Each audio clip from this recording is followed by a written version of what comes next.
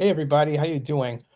Uh, Earlier this week, ESPN commentator Ryan Clark was fired, and it was a shock to everybody.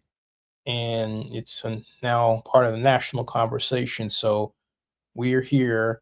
We've got the Pivot live stream on, and we were listening to the comments, and we're gonna talk about it. But I stopped right at about the 2 minute 58 second mark, and I'm not going to show it to you for copyright reasons, but uh, I'm going to play what he said for accuracy reasons, and then give you what really went through my head.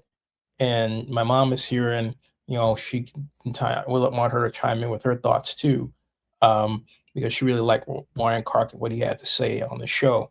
So anyway, this is a comment that Ryan made that it just stuck on my head because of a similar experience I had, although it was many, many moons ago, before Ryan. This is what he said though. Perspective. There were signs, but I true And the question was, uh, from his panel mates, when did you know that this was going to happen? The firing was going to happen. He's saying that there were signs.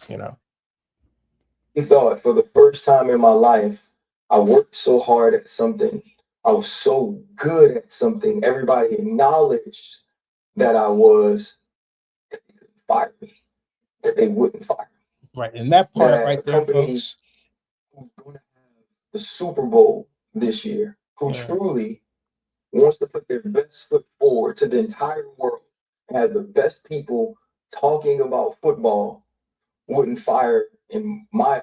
Yeah, and folks, where I was is I've been there where I thought I was in a situation where I meant so much to that organization that they would not terminate me, if you will. And the cases where that happened, fortunately, were not cases where I really had to worry on them about their money so much as their exposure. And what goes through my mind foremost is when I was in a City Brights blogger on the San Francisco Chronicle website, and this was in the days when blogging was new and people and mainstream media started experimenting with it. And I was to interview Phil Bronstein, who is the executive editor, and before we started our interview about the future of media, he said, your name came up in a meeting with the big boss. I had no idea who that was. I wasn't really on the staff going into these meetings, right? I was a blogger they weren't paying, and learning some things from on top of that. And so, hold on a second, folks. Hold on. Thanks. At any rate, hey, how you doing? The Ultimate Sports Network. Welcome. Hey, I haven't seen you in quite a while. Welcome, welcome. Anyway, folks, what happened was that I got to a point where at that meeting, he said to me, "You generated more traffic for our entire website. This is the entire website of the San Francisco Chronicle. Okay, a whole shebang." He said, "You generated more traffic than the Daily Dish, which is the gossip section in those days." And he said, your name was right on the top. And Stephen Schwartz, who was the CEO, said, who is this guy? Words to that effect. And they told him. And so, long story short, Phil said, hey, you know what? I recommended that we hire you as a consultant. And I wanted to be executive director of SF Gate. And so I was brought in by Blake Kirshner and Michelle Slack. And Blake Kirshner asked me a question I'll never forget. He said, have you been using illegal code? Now, coding is like any code that you use to build a website or web page, right? But in terms of legality, there's no such thing as an illegal code at all, unless you're trying to write something that breaks into somebody else's site, and then the action is malicious, right? And all that. If you can write the code, but you use it to break in, that's a felony. But I digress. I wasn't making hacker code. I was making website code. I was making code because I figured out how to write my titles in such a way that I could literally bump out of the way the New York Post or anybody else. All right. Anyway, I felt like after that happened in 2009, so I was like 2009, 2010, 2011. But toward 2011, when they brought me in and were interviewing me, okay, because it took some time between Phil Bronstein's idea and them actually getting around to talking to me. I developed a substantial following. The trouble is, there were reporters there who didn't like that I was breaking news over them and I wasn't getting paid. I had no idea. It's just because I knew a lot of people and all that stuff. So I remember it was election day of November of 2011. That was the very day that they cut my column. And I remember where I was. I had just went to the election party the Democratic Party has at John's Grill. I left, come back home, was feeling great. Got this email from the person that, to my surprise, I knew they had hired, to my surprise, 2 weeks ago, and she, Alana Gwen, and Alana really didn't have any previous experience to do what she was asked to do. In fact, 2 years prior to that, she was what's called a hot tweeter, and she had a halter top on and everything else. So I'm like, huh? So, but hey, I treated her with the respect that the executive director of the organization, in this case SF Gate, gets, right? So anyway, she says, well, we can't run this piece, and then block me from any more access. And the piece was about the then Texas governor, and a rumor that was going around was in every publication. Okay, not just what I wrote, every single one. Austin American Statesman, blah blah blah. And so I vowed to beat the Chronicle at its game and launched Zennie 62 as a brand. In 2000, I'd already had Zennie 62 as a YouTube channel, but I launched as a full brand in 2011 and 2012, and it became a WordPress site and everything else. And so I remember the feeling. I remember the pit in my stomach, the feeling all kinds of feelings went through my mind. It was really, it was not a fun situation when you believe that you're of value to an organization and you proved your value from scratch, and that sort of thing happens. So I know exactly what he's talking about. Let's finish hearing what he has to say. And this is my opinion, and it seems to be the opinion of many others. The best football analyst in the world. I didn't think that, and that's my fault. This off season, our piece on Monday Night Football with Greg Brooks won an award, a diversity award. And our showrunner and our director and our producer were so excited, and it was like, PR is going to post it. And it never happened. And eventually I just posted it myself, and then PR reached out like, oh, I'm so sorry that we missed it, but the Emmys are coming up and we'll post it afterwards. And I just remember sending a text to one of the people I work with, and I said, they're not going to post that. They don't care. No, I remember that feeling, folks. See, folks, hold on a second. I remember what he's talking about. Like, the Chronicle treated me the same way, right? He's thinking like, boom, we did this incredible thing with the Emmys and everything, and they didn't celebrate it. Bronstein's telling me I made the most traffic, but who do they put up at the top of sfgate.com? They put some female blogger from Richmond, redheaded, gorgeous, okay, rather than me, which is fine. I mean, she looks a lot better than I do, but still, never got any congratulations or thanks. And I calculated that by the time they let me go, I had generated, get this, 26 million page views, 1/4 of the 100 million page views that City Brights generated for the Chronicle. So I was responsible for 1/4 of that and over $118,000 worth of ad revenue that went into their pocket, not mine. Okay? Their pocket, not mine. And what would you say, Mom? That's when you should have quit. Well, see, Mom says that's when I should have quit. But the thing about it is that I was making money for my YouTube channel at the time because I had asked, and that's a great point to make, Mom, because it reminds me of when I had taken the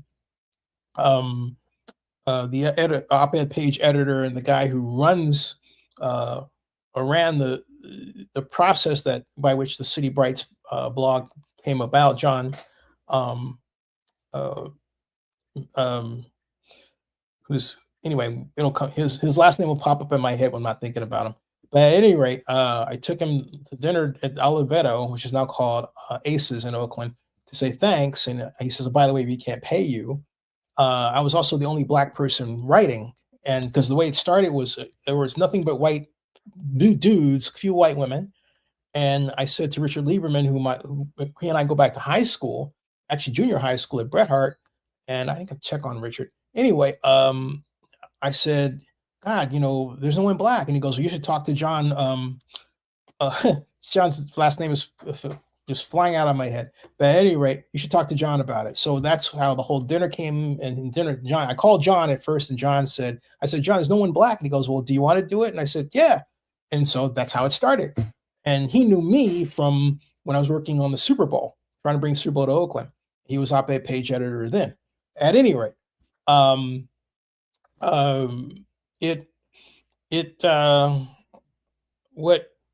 I learned was that there was a group that was jealous of me, and also I got death threats. Yeah, I got a death threat from someone who they didn't say directly they were going to kill me, but they said they wished I was dead. And I took the matter to Kevin Skaggs, and Kevin kind of pissed me off his reaction because I was like, call the police, call the National Guard, call the right, because I'd never had that happen to me before at the time. And he says, well, they're not saying they're going to kill you. They say that they wished that you were dead. I said, well, what's the difference? And then I get these comments, and to me, it was clear that there were reporters with the Chronicle who didn't want me there for reasons of race, really. And then they had no problem trying to hurt my feelings in the comments. I got to a point, though, where Kevin and I was talking to Kevin about it, and Kevin said, just don't read them. So I didn't. I stopped reading them, stopped responding to them, stopped the noise. All right. Stop looking down. I just kept pounding that rock. But what was going on and what I was explaining to my mom is then I realized if I was generating just much traffic for them, and I knew this was going to happen early on. So I said to John over dinner before I started, hey, do you guys mind if I put a YouTube playlist, like a little TV up there, which shows my videos? And he said, no. That device made a ton of money for me, up to $3,000 a month. All right. Because that was in the time when there weren't a lot of people doing video. Now everybody's doing video. Okay.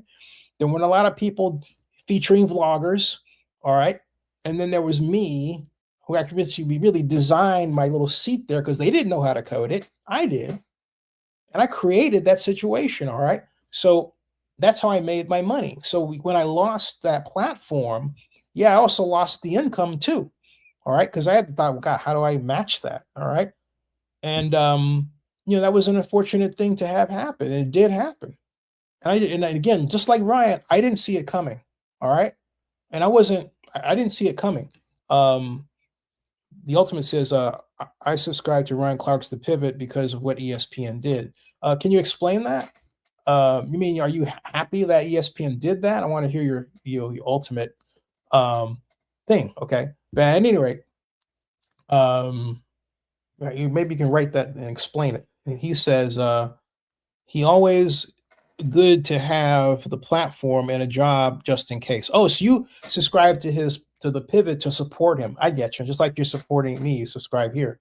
Hey, you got an extra $200? Can put in the chat. It'll be great. At any rate, I'm not kidding.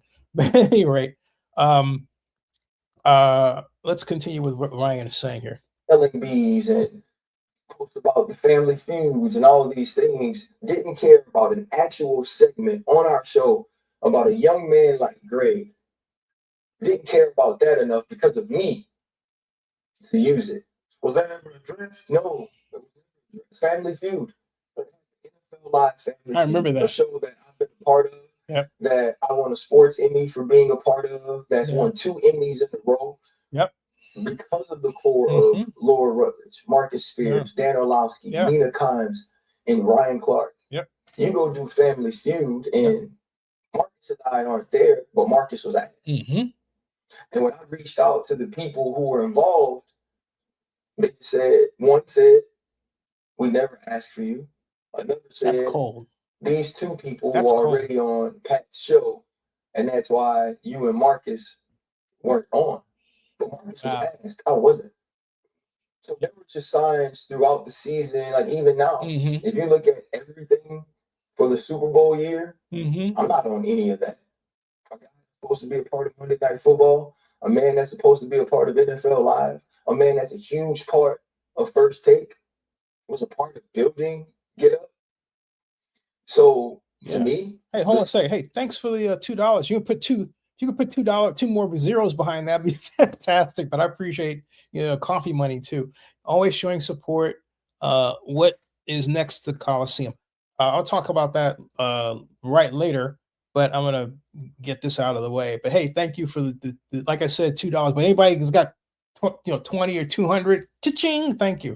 Let's continue. Friends were always there. Yeah. I called, man. I called executives. I called decision makers. I called bosses. Yep. Is my schedule changing? Yep. What's it look like? Yep. And it was never a definitive answer. But I think it was never a definitive answer because this was always the plan. And see, here's the thing. I walked that talk too with the Chronicle, folks, because after Bronstein told me that I had the most traffic of anybody on the whole site, I tracked down Stephen Schwartz. He was on LinkedIn, and I sent him a message of thanks. He messaged me back saying, hey, if I'm ever in New York, he'll take me to dinner. Whoa, that's the CEO of Hearst Corporation. At that point, he was CEO of the news division. Okay, but after around the time just after I got my column was taken away, they promoted him. Actually, a little bit before that, and the reason they promoted him was he generated 100 million page views from his position as the news division. I'm thinking, yeah, 26 million of those page views were due to me. I got him his CEO job. Okay, I got that man a CEO job, so I know how Ryan feels. Although I don't know that Ryan can gauge his success in terms of it translating and getting anybody at ESPN hired, but I'm sure that has happened with other people who are interns and everything else, right? So anyway, here, okay? Like you said, I know you ain't just sitting in the shadows with your head down. You're gonna address situations, work, right? If it's not performance based, what's it based off of? Right. Yeah. Well, see, here it goes. To address the head down thing. Here it goes. What makes me a little bit sad about myself is I did adjust who I was to try to keep my job. See, he says that's sad. I did have meetings with people and say, okay, what is it that you need from me? Not the analyst. The analyst, he was damn good. Right? Yeah. If you care about the person that's on TV, what is it you need from me? Because I want to do that. Yeah. I want to build a relationship. I want to involve you in the things I'm doing. You know, man, like this show, for 3 years, bro, we never shied away from any topic. Yeah. We never shied away from tackling anything. We did this year. Because I knew I couldn't have no beef. I knew I could respond to disrespect. Yeah. Right? I knew, for lack of a better word, I couldn't be too black. Okay. That's that is something else I experienced with the Chronicle, because I would raise certain issues about being African American, and I would point out racism, but the one thing that he did that I didn't do is I never attacked anybody at the San Francisco Chronicle, with my blog. Then there was no reason to. If I was pointing out racism, I was pointing out rightly to, a national subject, someone that had behaved in a way that was untoward, that was generally, as I think about, another state, but it was part of national news, right? That's what I was doing. But by contrast, Ryan attacked one of his own. In this case, that was Peter Schrager. And Peter basically, if you haven't seen the clip, he called him a non-player in a conversation with players, and basically said, just in a way of saying, well, your opinion doesn't matter. And I have to address that as someone who's been an NFL media member for 20 plus years. I've still got my account. I can still apply for credentials if I want to. That hasn't been taken away from me. But when I tried to apply for credentials this year, I was getting blocked for the first time in 20 years. Okay. And so they were saying, well, I think it was Brian McCarthy who says, well, you you're not getting enough engagement or something like that. And I pointed out to them that look, the people they think are getting engagement are buying their followers. True. They're buying their YouTube subscribers and they're buying their views. I'm not doing that. All right. And I also realized that my settings on my YouTube channel were not what they should be. So I just tonight, optimize them. Hopefully, it looks like I am because I'm getting you all coming in. So I'm getting a difference, and I made $2, right? I need 200. But anyway, uh, hey, it's happened before, folks. But my point is that, because this is a beautiful medium within which to earn an income from news commentary. YouTube help usher in the field of news commentary. Before YouTube and online uh, content creation like this, there was no, you know, large industry of news commentators. Now it's standard, right? And like I said, everybody makes a video, fine. But my point is that um, it getting back to what Ryan was saying, and I got caught up in that. In fact, let's listen to some more of what he's saying. Sad is, even in trying to adjust to be at least more Oh, that was what certain people wanted. That was it. But he attacked his own people. Okay. He had beefs with people. And I met Ryan during the Super Bowl in 2024. We went to Las Vegas, had a great time. I went down to get some food, take it back to the hotel room. And Ryan was, I actually started talking to a couple who's also waiting for their dinner. And they said, "Oh, Ryan Clark is over there, but he doesn't look like he wants to be bothered with anybody. He's with somebody." I said, "I think he's looking like a meeting." And they says, "We really like to meet him." And they went on and on and on. And I thought, well, I'm part of the NFL's media, so is he. Maybe I can see if he, would talk to you for a second or something like that, or just come out and meet you, right? So I went over there and introduced myself, and Ryan was a little testy initially with his business friend, because they were having a meeting, and I apologized profusely about interrupting them. I gave him I gave him the 4-star media god treatment, right? You always want to have a good memory with somebody. Plus, we have a photograph that we took, which is on my Facebook channel to this day. But at any rate, he did come out. He met him. He met him, and which I thought was really cool. And uh, but my feeling is that you don't attack people you work with as a matter of course, as a matter of part of your approach. And he did that. And what my personal issue, and I did say this before, and I'll say it again, is as a black person, he was attacking Cam Newton. Cam Newton was attacking them. They were all on ESPN, and they were using ESPN as their platform to get out their criticisms about what the other person said, sometimes in a way that was very nasty. And I thought, unless you own the company, you don't do that. All right.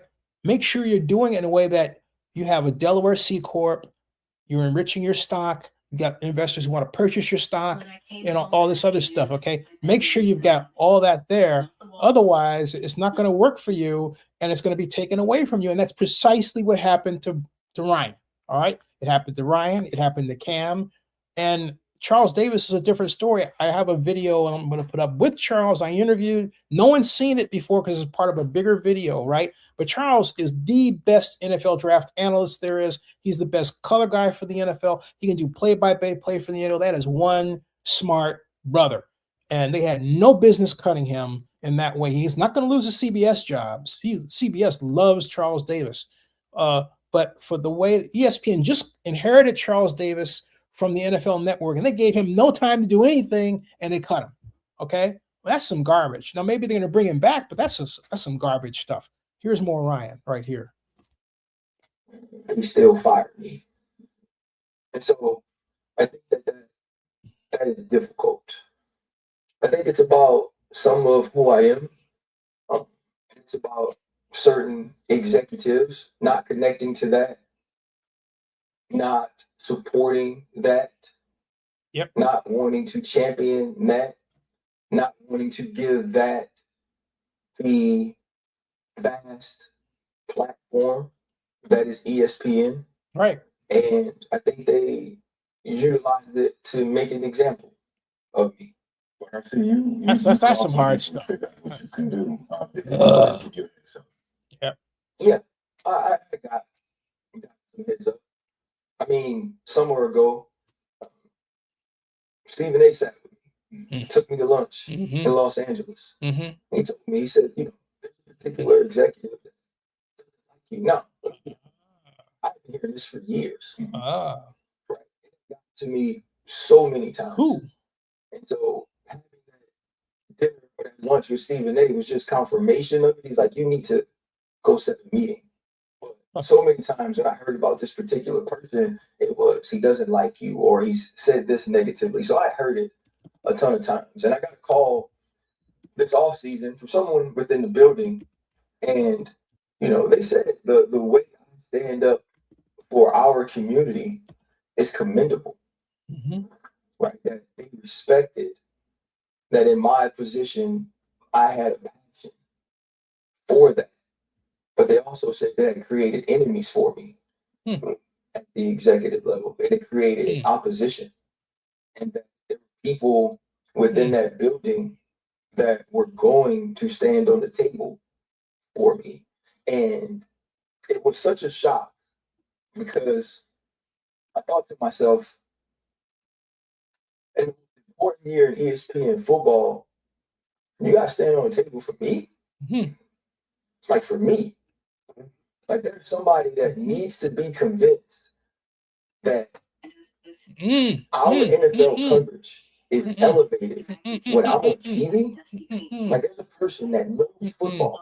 There's a person that knows TV that thinks that 13 years in the NFL, Super Bowl, Pro Bowler, Right. experience from being an undrafted free agent to trying to make the team to being one of the leaders in the locker room. 12 years of doing this, you got to convince that person to be doing TV.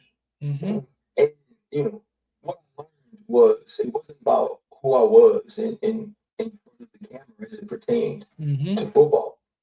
It was about what I represented every time I got in front of that camera. And that is something that I don't believe you truly can combat. When it's all said and done, that's the least anyone can do. I mean, you stand up and stand on, the shoulders of for so many people. Like what you do, bro, is unbelievable. So for someone to stand up for you, I think that's the minimum anyone can do. Absolutely. Absolutely. Want me to get that for you? Okay. Hey, I want to say something here because I ran across something from Fox News.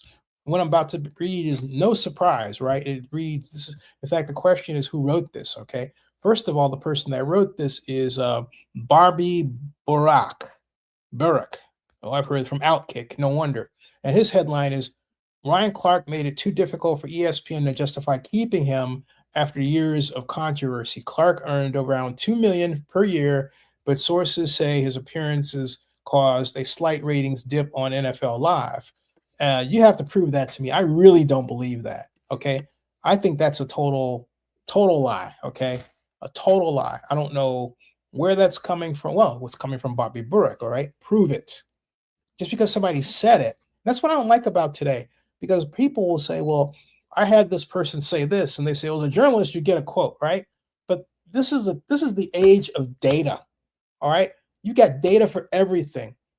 Data for wind speed outside, data for when an earthquake occurred, data for Richter scale, data for decibels, data for ratings, data for when the ratings went up and when the ratings did not. You got data for every freaking thing, and you're going to rely on somebody's quote, which is they could be lying, all right, because they don't like somebody. That's stupid, all right? It just invites racism. It invites sexism. It invites bias, all right? And I'm telling you, bias is the enemy of data. Bias hates data because data always points out that bias is what it is, biased, okay? Period, end of story right there. End of story, okay? what Ryan Clark did that he should not have done, in addition to Peter Schrager, and this is what I didn't like, okay? What I didn't like was when he said that RG3 didn't identify with black women because his wife is white. That is the most vile thing. One of the most vile things that anybody can do is, because this happened to me, is to say, okay, you're not black because your friends are white or you talk white. I was called Poindexter when I was coming up in elementary school in Chicago.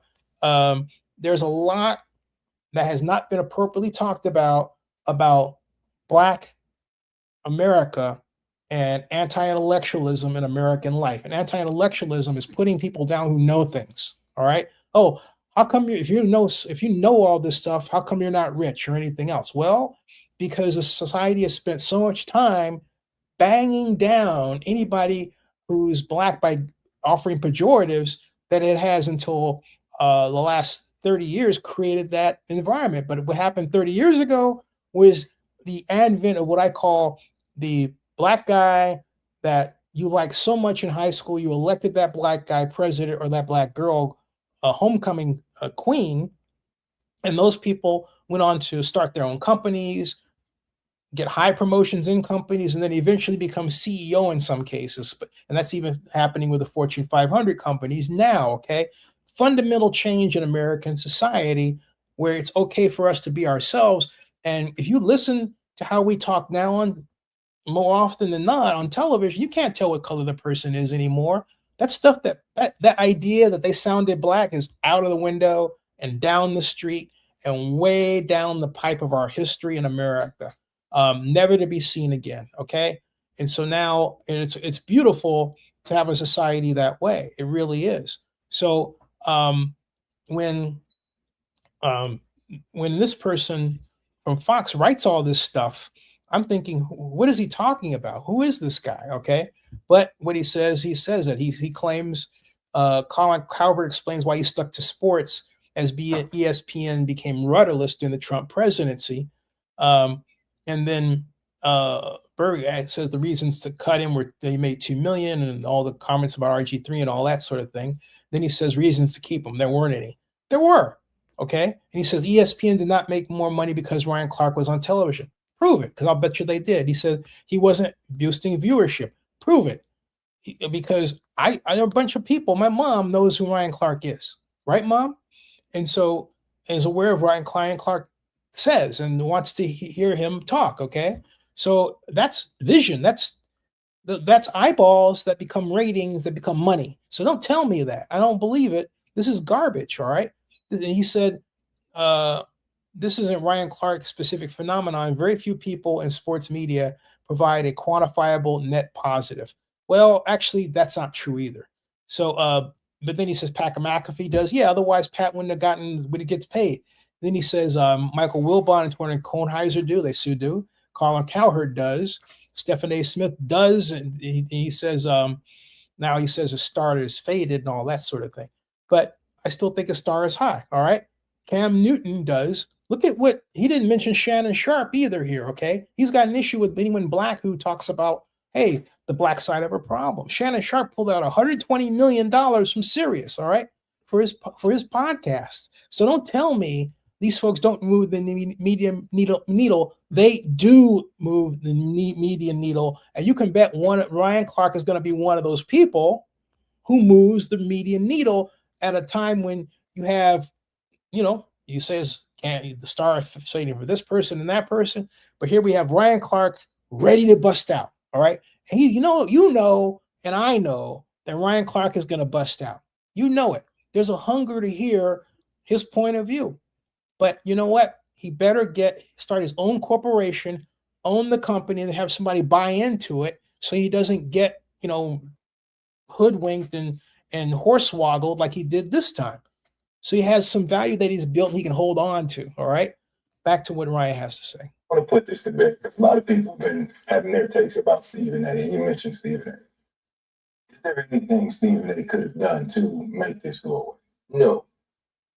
Stephen A., with all of his power, with all of his influence, is not a true decision maker at ESPN. That's not his job. He's not an exec. Right. That's not in the repertoire of what he's asked to do. Right.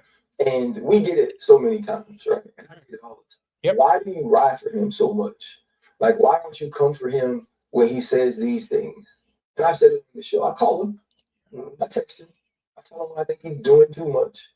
And I have conversations with him all the time. Mm. But when this company was treating me in a way that, at least in my opinion, was unfair, as it pertains to what I'd accomplished, he was the first person to go, I want you. If they're going to take you off of this or that, don't worry about it. You'll get your TV time on my show. There you Thursday and Friday will be Ryan Clark's days. Yep.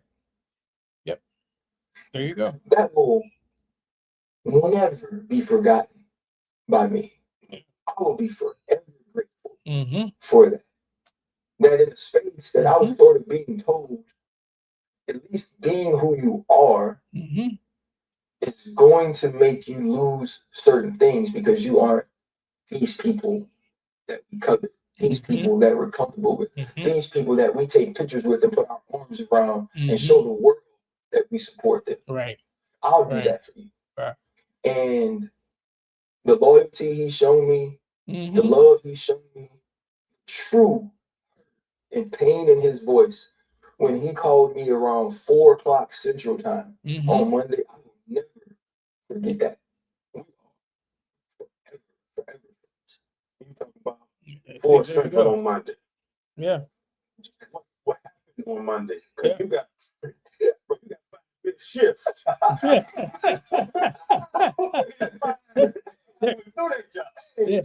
They're talking about when they fired him in the middle of the show. That's what they're talking about, folks. I mean, that was some cold crap. Hold on a second. Like, wow.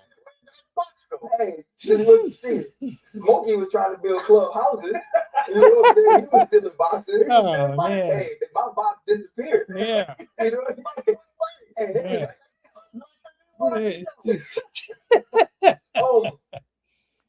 Yeah. So yeah.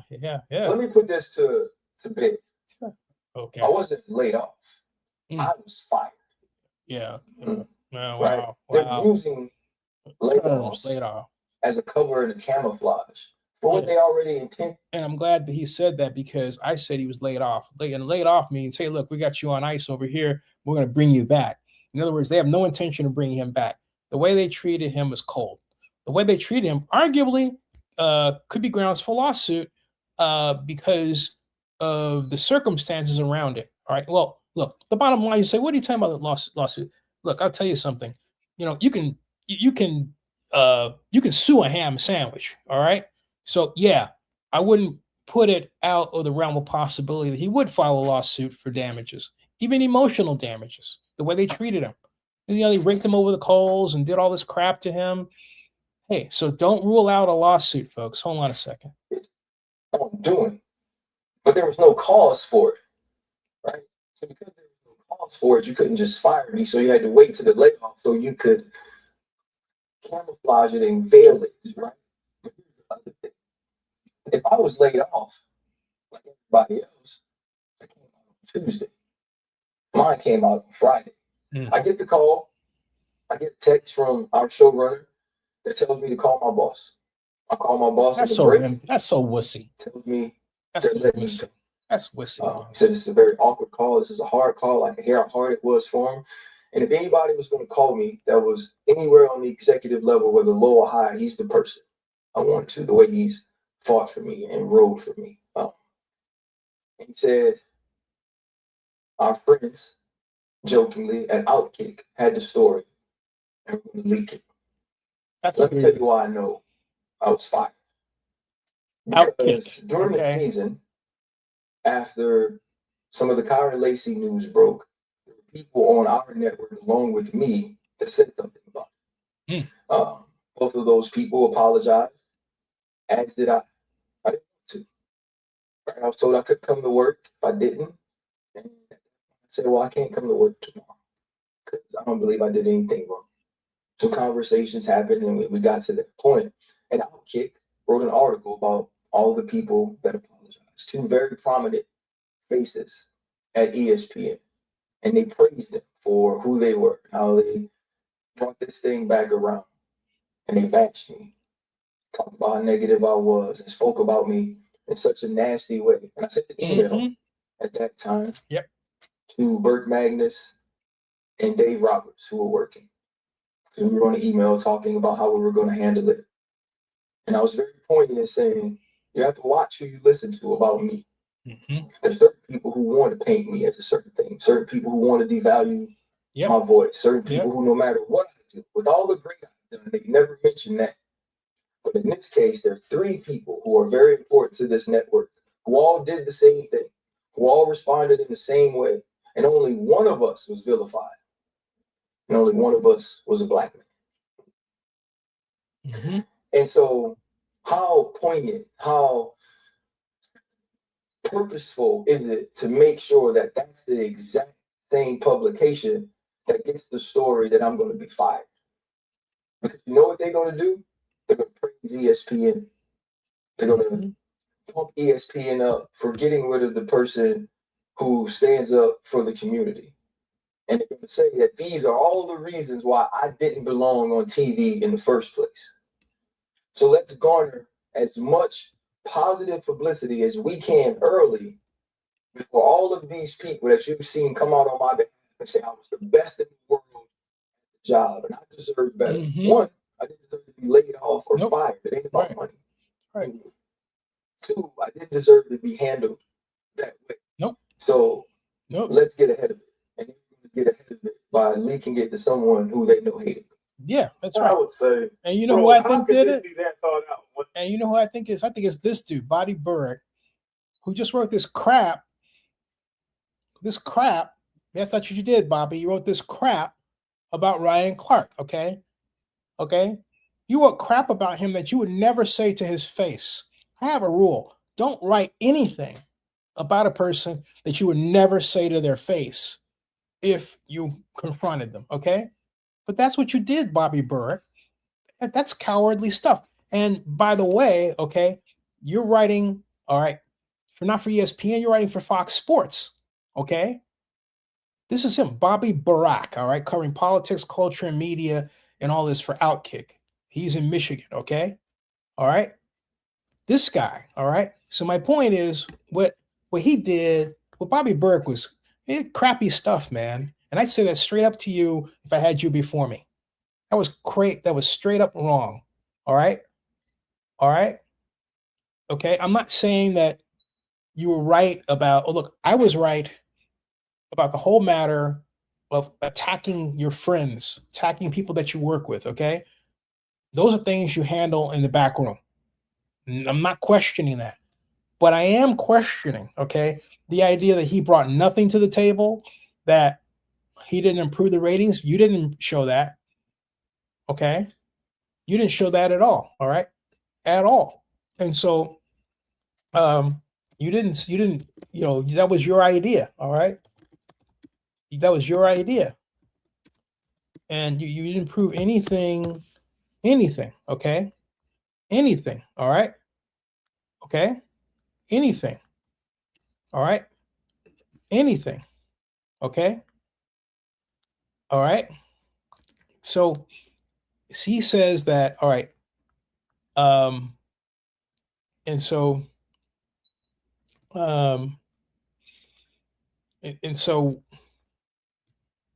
here's the thing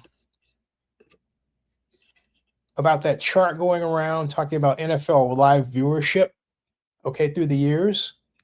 All right. Why? I'll tell you why this is a fake thing. All right. Because it's fake because it doesn't take into account the fact that ESPN had NFL Live initially, but then we had an expansion of sports shows. In 2013 through 2012 to 2015, ESPN did not have Fox Sports, and there was one other organization that had NFL programs. It became a very competitive area. So to show this chart and say, well, Ryan didn't do anything for the ratings, I would argue that Ryan helped maintain what ratings there were in spite of the fact, all right, in spite of the fact, okay, in spite of, and this has to be said, in spite of the fact that you had more competing shows coming on. And in 2013, you had on cable, you had like the Dan Patrick Show, all right, and there was a good, healthy set of sports programs that were nibbling at ESPN's supremacy. Okay, and so for Trey Wingo, who strikes me as Trey Wingo is straight up racist.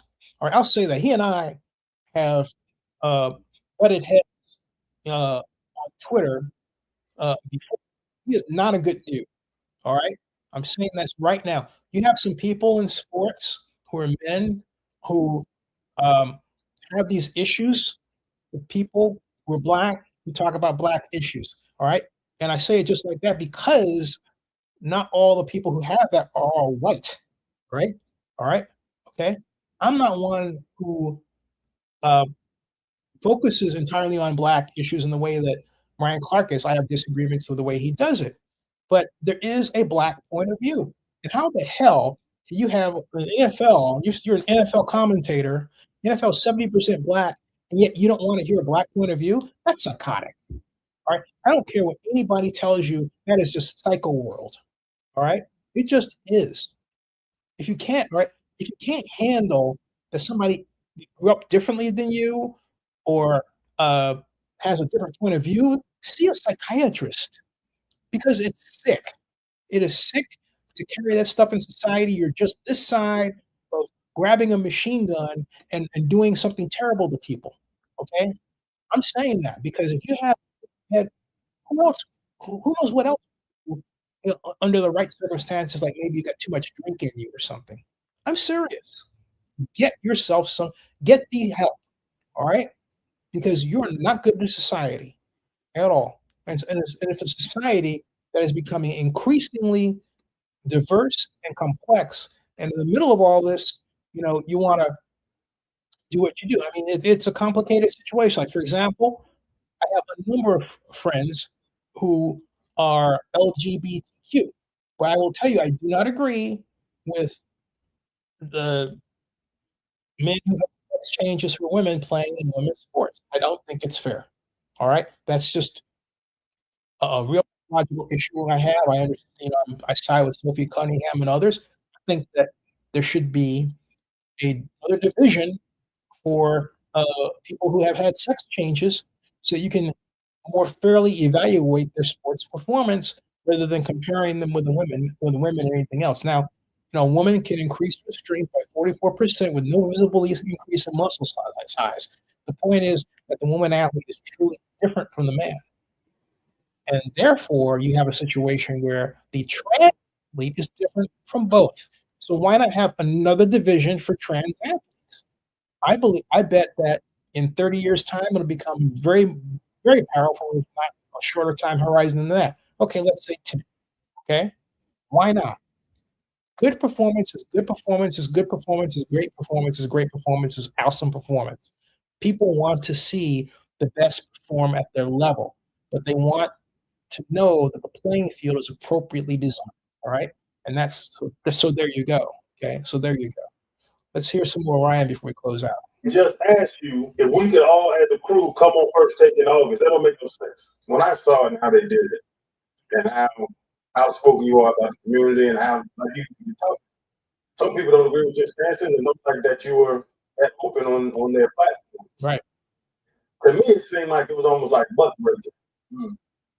Slavery term. Where you're the outspoken one, you're outspoken. Let's embarrass him so everybody else gets in line. So nobody else talks crazy to us anymore.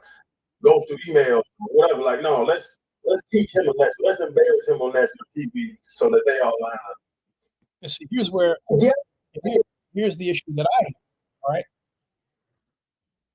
If you're in a situation like that, slavery time, as they say, right? First of all, not all of us were enslaved. My last name's Abraham. Abraham is a name that blacks in America had who were free. I don't mean freed, I mean free from the jump. Okay? There's a more complex, there are complex layers to our history that because people just want to see, if you will, black and white, don't get seen, or if they are seen, they don't get seen as much as they should be or talked about. Okay? So people come away with these ideas that are just really, again, psychotic. And one of them is that everybody was like this. All right.